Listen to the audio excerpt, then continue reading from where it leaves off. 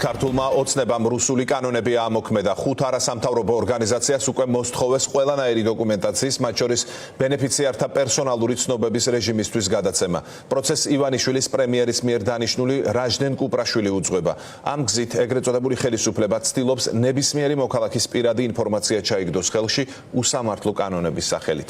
არასამთავრობო ორგანიზაციები არ აპირებენ დაემორჩილონ რეჟიმის წესებს. ეს ნიშნავს იმას, რომ რაჟდენ კუპრაშვილის ანტიკორუფციული ბიუროს დოკუმენტებს არ კუპრაშვილი დღეს სამოქალაქო სექტორმა ტყუილშიც ამხილა ანტიკორუფციული უფროსის განცხადებას, თითქოს პირად ინფორმაციას არ ითხოვს, აბათილებს ის ბრძანება, რომელსაც თავად აწერს ხელს.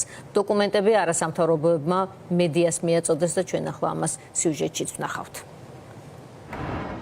ჯანმრთელობის მძიმე დიაგნოზის მქონე ბავშვები, სექსუალური ძალადობის მსხვერპლი ქალები. უსინათლოები, სმენადაქვეითებულები, საცხოვრისისა და განათლების მაძიებელი მოზარდები, სახელმწიფოსგან მიტოვებული თუ ჩაგრული მოქალაქეები, სისტემის მამხილებლები. სია ვრცელია, ოცნება სურს მათი პირადი ნომრები, ფოტოსურათები, ფინანსური დოკუმენტები რაჟდენ კუპრაშვილის უწყების გამოყენებით მოიპოვოს. ივანიშვილის ხელისუფლება რუსული კანონების ამოქმედებას პუტინისა და ლუკაშენკოს მეთოდებით იწყებს.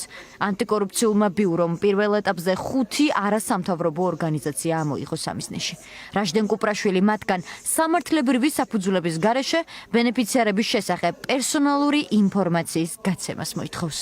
ის რომ მაგალითად მე დღეს დამოუკიდებლად გადავაადგილდები და საერთოდ მაქვს ინფორმაცია იმაზე, რომ არსებობს თეთრი ხელჯოხი და ასე შემდეგ არის ჩვენი დასავლელი მეგობრების დამსახურება. ხიდი ჩვენსა და უცხოელ პარტნიორებს შორის იყვნენ არასამთავრობოები.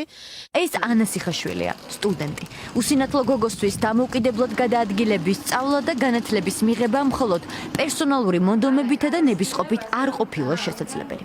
ანას წლები არად სამოქალაქო ორგანიზაციები თუ ფონდები უცხოური დონორებისა და ევროკავშირის მიერ დაფინანსებული პროგრამებით ეხმარებიან, როგორც განათლების მიღებაში, ისე მენტალური და ფიზიკური ჯანმრთელობის გაძლიერებაში. ანა შიშობს, რომ მის და მის მსგავსად ათასობით ბენეფიციარის პერსონალური ინფორმაცია ჯანმრთელობაზე, განათლებაზე, სოციო-ეკონომიკურ მდგომარეობაზე შესაძლოა ოცნების ხელში მოხვდეს, რომელიც ამას მათ წინააღმდეგ გამოიყენებს. აქ რაღაცა ჰუმანურობაზე არის ხოლმე საუბარი, ხო? რაღაცა ის შეშმო პირებს არ შევეხების, ყველა შეეხებიან, მეგობრებო. ოღონდ თვითონ იყვნენ კარგად, ყველა შეეხებიან. წვავე აუტისტური სპექტრის მქონე გაბრიელის დედა, თამარი არაჯული, დონორ სამოქალაქო ორგანიზაციებს თხოვს. არ დაუშვან, რომ მისი შვილის პერსონალური ინფორმაცია ანტიკორუფციული ბიუროს ხელში მოხვდეს. დედაც შიშობს, რომ ოცნება ჯანმრთელობის მძიმე დიაგნოზის მქონე შვილის პირად მონაცემებს მისი, როგორც აქტიური მოქალაქის გასაშავებლად და დასასჯელად გამოიყენებს. Ზუსტად გამოიყენებენ ბავშვების პერსონალურ, ასევე ქალების პერსონალურ ინფორმაციას, რომელიც ისედაც დაუცველია ამ ქვეყანაში და მე როგორც ერთი რიგითი დედა, მე ვარ პირველი მაგალითი იმის, თუ როგორ გამოიყენეს ჩემს გასაჩუმებლად რამოდენიმე წლის უკან ჩემი შვილის პერსონალური ინფორმაცია, რომელსაც სახელმწიფოს მხრიდან აქვს უამრავი ძალიან მძიმე დაავადებების გართულება და მე წლები, რა თქმა უნდა, ვერ გამაჩუმეს, უბრალოდ ჩემი ოჯახი ძალიან მძიმე სტრესის ქვეშ იმყოფება დღემდე და ეშინიათ რომ ბავშვის პერსონალურმა ინფორმაციამ ისედაც არ გაჟონოს, მაგრამ სამწუხაროდ ეხა უკვე დაკანონება უნდათ ამის. ეს პირობა ბენეფიციარებისა და მათი ოჯახის წევრების წინაშე სამოქალაქო საზოგადოებამ დადო. არა და ანტიკორუფციული ბიუროს ამ მოთხოვნის შეუსრულებლობა სისხლის სამართლის პასუხისმგებლობასაც ითვალისწინებს. ეს კი იმას ნიშნავს, რომ შესაძლოა სამოქალაქო ორგანიზაციების წარმომადგენლები გისოსებს მიღმა აღმოჩნდნენ. ჩვენ არ ვაპირებთ ჩვენი დაცვის ქვეშ მყოფი მოქალაქეების და ჩვენი ბენეფიციარების მოქალაქეების ნდობის ღალატს.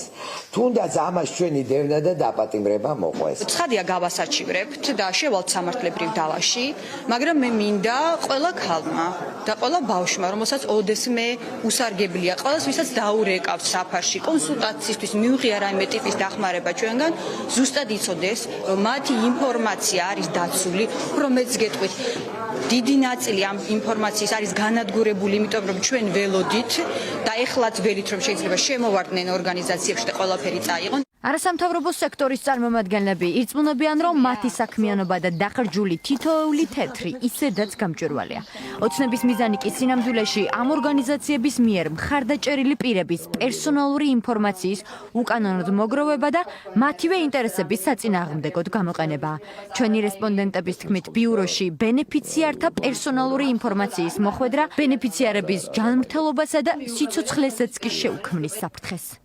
ინფორმაციის გამოთხოვის მიზანი არის ის, რაც იყო რუსეთში, იმიტომ რომ რუსეთში ამ ინფორმაციის ამოღების შემდეგ სახელმწიფო პროპაგანდა, ასე ვთქვათ, ავიწროვებდა იმ ადამიანებს, აშავებდა და დისკრედიტაციას უწევდა, ვინც მიიღეს მომსახურება, ვინც რაიმე კავშირში იყვნენ სამოქალაქო ორგანიზაციებთან და რა თქმა უნდა, იგივე, ასე ვთქვათ, დაარტყმის ქვეშ ჩვენ არ დავაყენებთ ჩვენს ბენეფიციარებს. რაჟდენ კუპრაშვილმა სამოქალაქო საზოგადოებისა და ბენეფიციარების საპასუხოდ სპეციალური ბრიფინგი გამართა.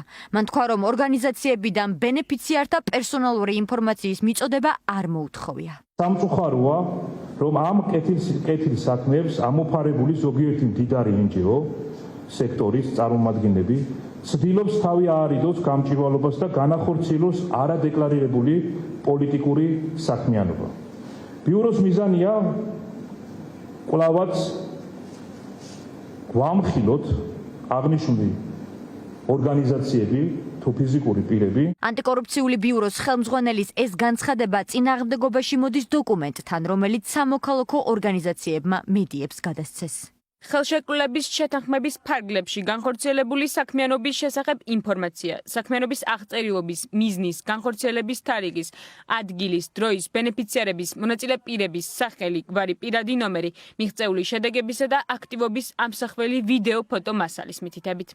ანტიკორუფციული ბიუროს შეფის რიტორიკა ერთ-ერთი ემთხვევა ქართული ოცნების პრემიერის შეფასებებს, რომელიც მან ამ თემაზე დღეს მედიასთან გააკეთა. ჩვენიცით იყო ბოლო პერიოდშიც იმის მცდელობა, რომ რამდენიმე ორგანიზაცია დაფინანსებული იყო, ეს არის რადიკალურ ოპოზიციასთან პირდაპირ დაკავშირებული ორგანიზაციები.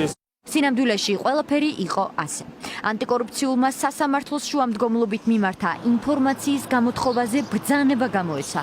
კორუფციის, მოქალაქეთა პოლიტიკური გაერთიანებისა და გრანტების შესახებ კანონებით უფლებამოსილების განხორციელების მიზნით.